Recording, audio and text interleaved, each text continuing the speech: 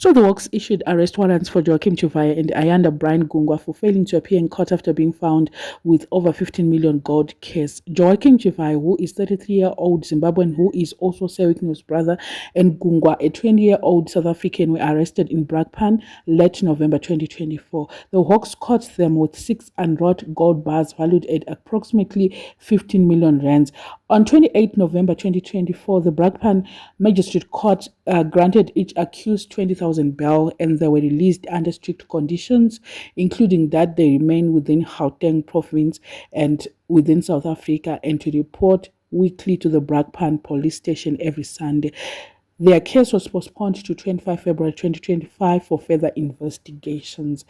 Both of them failed to adhere to their bail conditions and they did not return to court. And as a result, on the 11th of March 2025, the Brakpan Magistrate Court issued warrants for their arrest. Authorities now officially list Chuvaya and Gungwa as wanted suspects. My question now is, did they surrender their passports, and why did they give them bail in the first place? Maforeigners havangofanira kungopiwa bail zvechiwaiwai. Munhu anga ine gold riri worth 15 million ainzi aendepi?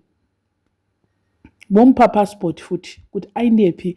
Because the whole of 2025 he was gallivanting, doing surprises for the wife. Ndofunga ndakauya panapa several nemavideos ake Joachim uyu achiitira surprise mukadzi wake achiita sei naWicknell vachigara vari mundege.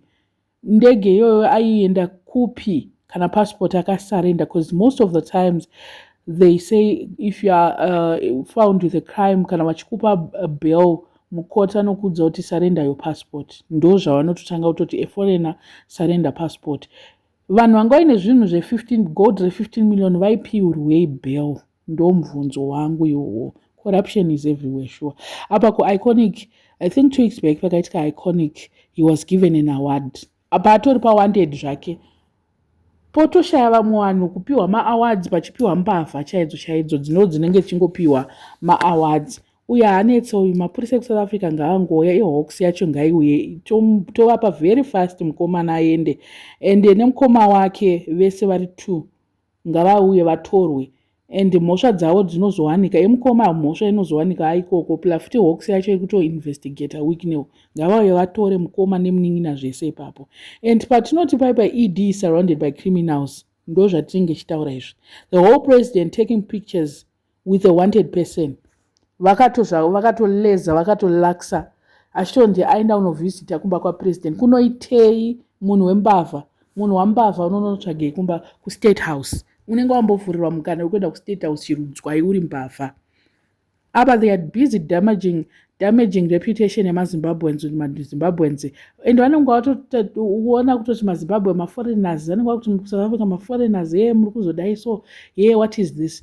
Nenyaya yevanhu vavo vanouya negold, ende izerana akakuZANU-PF, izerana wegold iroro akabatwa kusasa.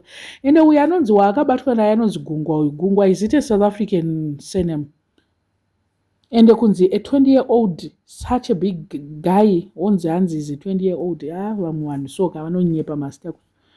Kundoku akasvika akanyepa zita, kuna munhu ane 20-year-old akadaro futi anonzi Gungwa kuSouth Africa. Ameno pamwe pane maseremu akadaro atisingazivi kuti anenge achibva kutribe ipi. I'm not so sure. And at this point, iyo vanoti wanted kuita sei? Havasi kumuona here pasocial media. Vari kutadza here kuita Interpol pakadai so? Ngavauye kuZimbabwe kwacho vaite Interpol tinyatsoona kuti zvinofamba sei. Vanotadza here kumubata mukomana? Havangode kungomubata chete, ndo zvekutozoti tiri kumutsvaga ari the Hawks is what idrama rese iroro.